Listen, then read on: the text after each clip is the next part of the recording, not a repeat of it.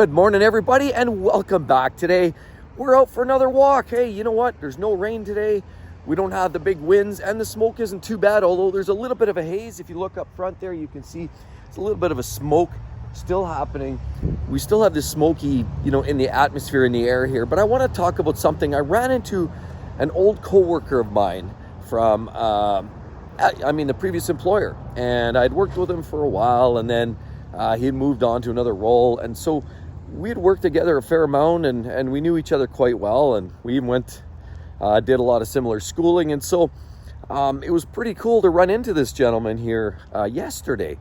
But you know what?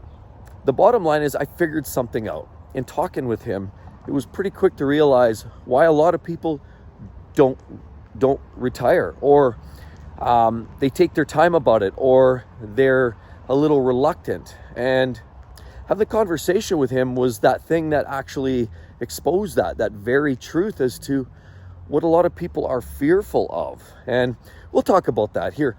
But, before we get to that, I just want to share another quick little bit. Obviously, got the big coffee. We're ready to rock and roll. Beautiful day out here. I do see some of them dew on the ground, and it's clear that it smells so fresh and nice out here, but it's an indicator. Usually once we hit fall and the temps start dropping, we start getting that dew in the morning, and it's beautiful, but it's a sign of things to come. In a month from now, that'll be frost in the morning. So it's inevitable, it's coming. But I guess one of the other tidbits I was going to talk about briefly, I'm heading off here today. It's going to be a busy one. I actually have to do a lot of I know I had mentioned previous that my parents passed, and so I've been dealing with all the legalities. That's a bit of a stressful piece as well. We're in the will. There's myself and my brother, and with that, there's a will. It was all written up. It was formal, everything. But would you believe, I'm not sure how that works across the globe. Here in Canada, even with a will, even with a stated executor like myself, I'm supposed to look after the will and the administration of said assets and this and that.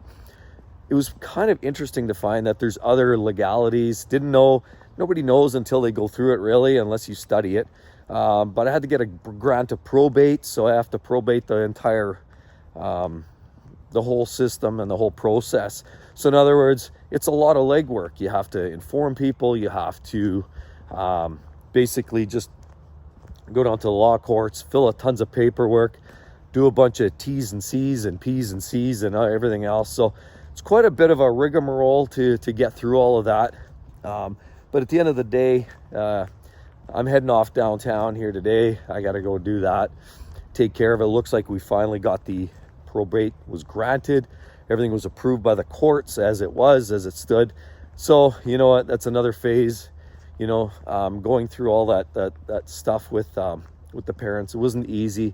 Never is. We're not done yet. We got a long ways to go. I'd say we're partially the way there. It's always a challenge. It's bad enough, losing family members, but then having to pick up the pieces, so to speak. It's never fun. I guess it's a way of life, and that's just the way it goes sometimes.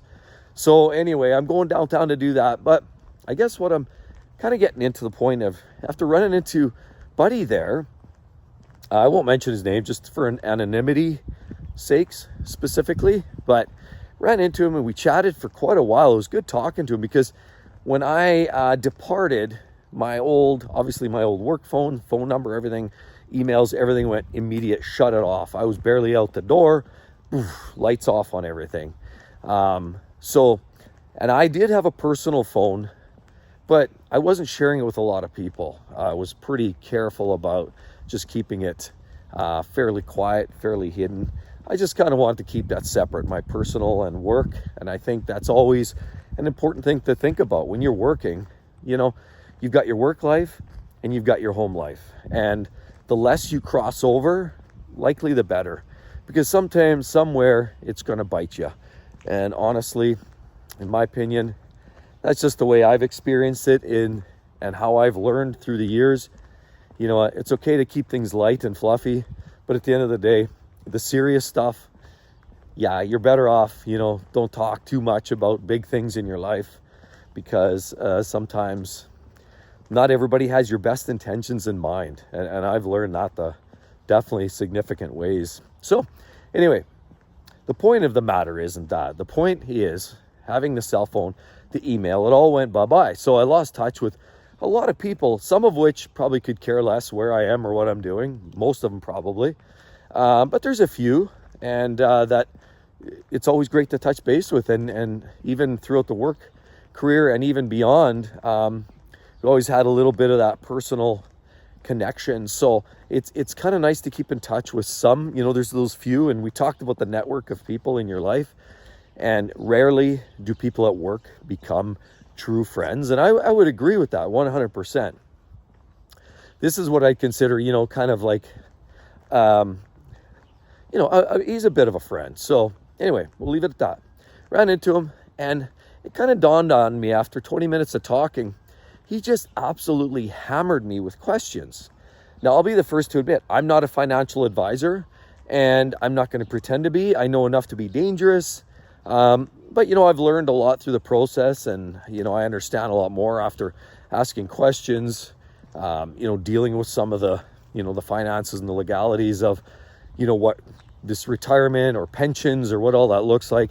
And I'll be the first to admit there's a small pension from the company that is part of the, the package, I guess, if you will, the compensation package with this company. And so as a result, it's not much. Nobody's getting rich from it, but there's a little bit of a pension. I mean, I only had, 16 years with the company. And so because of having 16 years, how much do you think you could possibly vest? So, but there is a pension. And then, of course, those who live in Canada, I know it's different a little bit in the US and the 401ks and investments. And honestly, in Canada, a lot of people do that too, investments of different types. But I guess what I'll say is,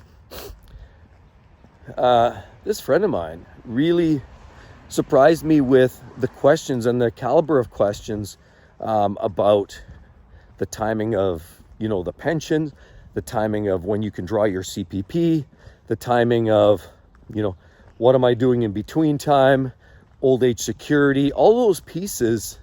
He had a lot of questions, and that's very intriguing. But what I did find was it kind of surprised me that I think what's starting to happen is there's a lot of people that I don't know what the word is. I think maybe they don't research it enough. And this is, like, I mentioned this in a previous video there when I was walking around the lake about that older couple. Remember that story where he's 77 and an electrician, retired, had to go back to work? That story there, in one of my previous videos. And it kind of reminded me of that because it boils down a little bit of, to the education piece. And, we get in our working careers, things are busy, we're moving, we're shaking. Again, I say we're moving mountains, and that's kind of usually how it works. You're busy with your work life career. You get home, you take the kids to soccer practice, you eat dinner, go to bed, rinse, lather, repeat. This just goes on and on. You blink, you're 21 going into it, you blink, you're 60 and you're heading out the door.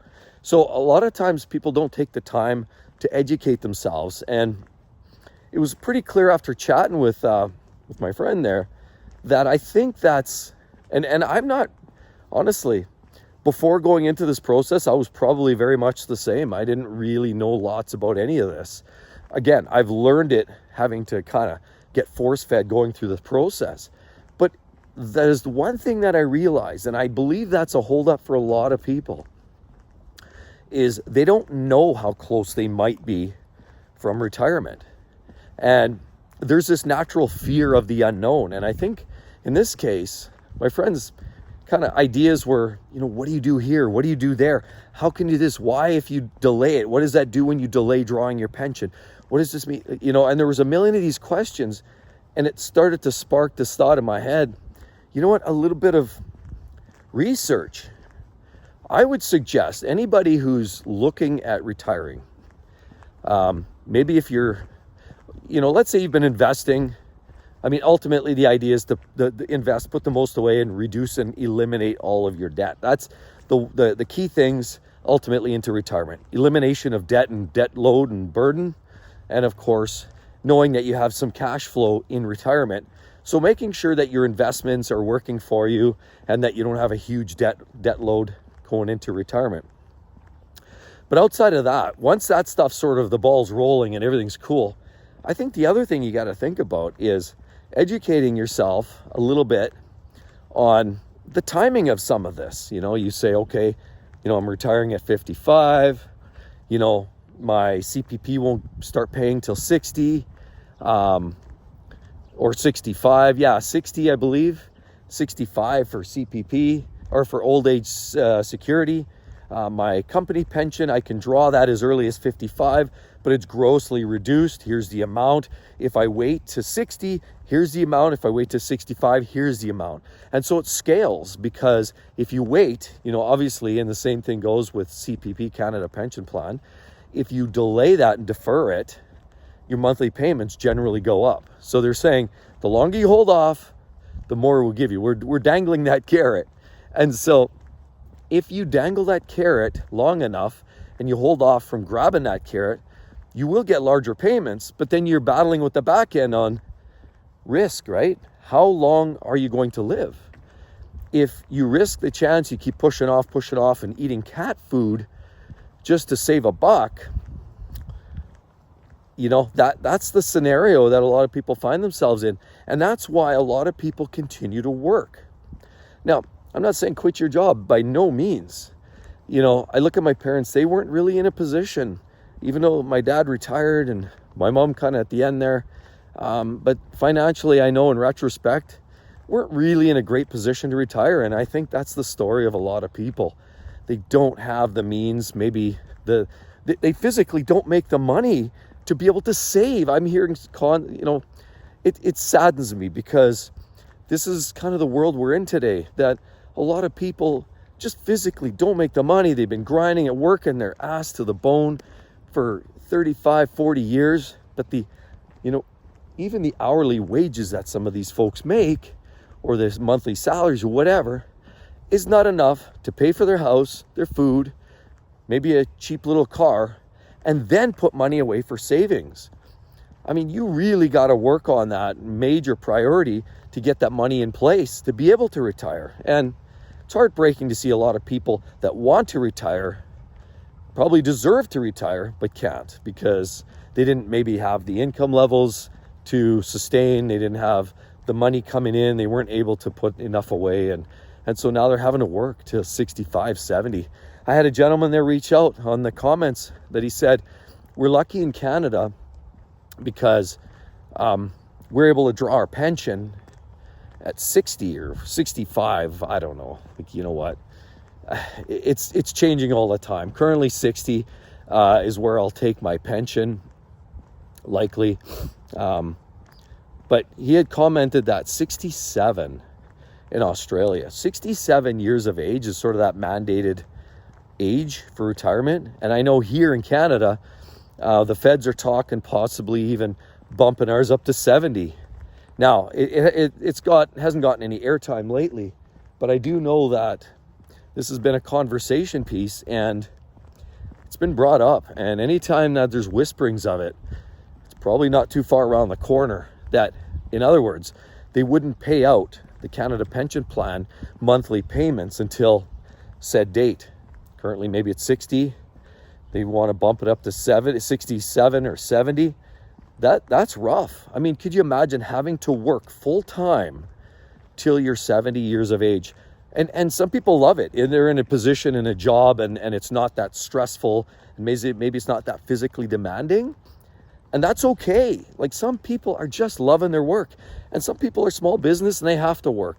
I know a guy who's a mechanic and he said he's going to die. He's going to have a heart attack under his car. That's his retirement as a mechanic, as a private business.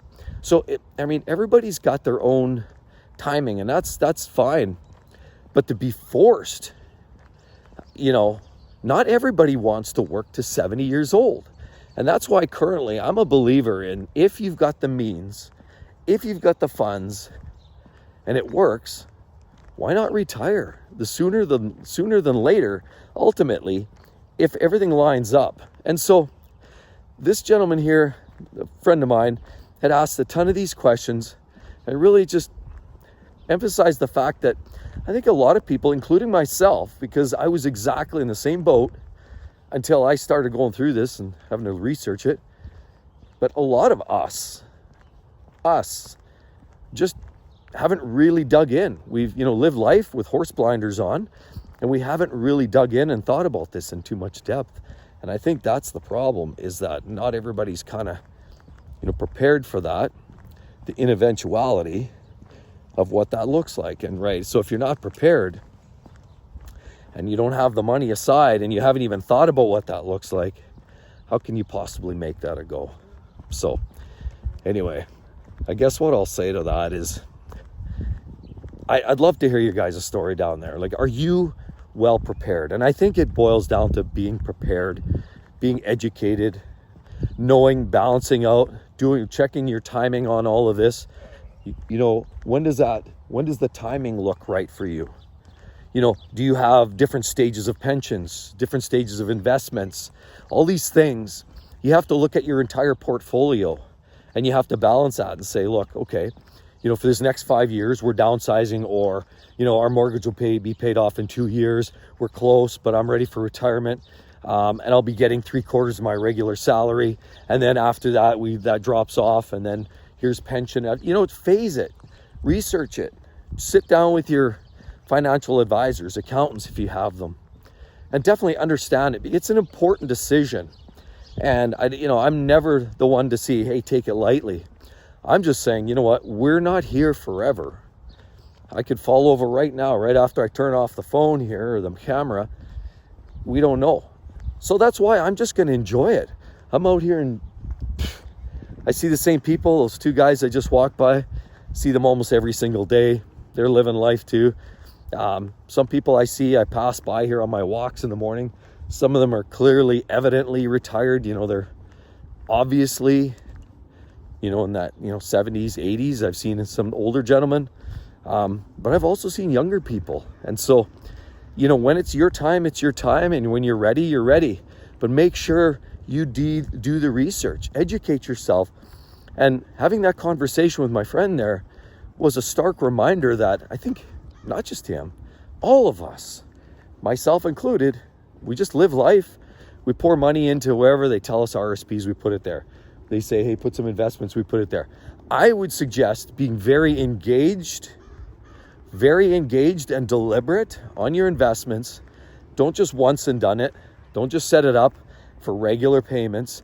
Stay on it. Keep following your bank statements. Look at what's going on. And make sure if you're losing money, remember, you've got to have this money working for you. And understand, regularly. Do those calculations. There's those online, what do you call those? There's calculations that you can figure out, and there's applications that can tell you, based on this pension, these are the monthly payments, here's for how long. Make sure you do all that homework. But anyway, I'd love to hear your thoughts down below, because to me this is very intriguing, and it was one of those aha moments for me when I talked to my friend and realized how little he actually really knew about this whole world of retirement.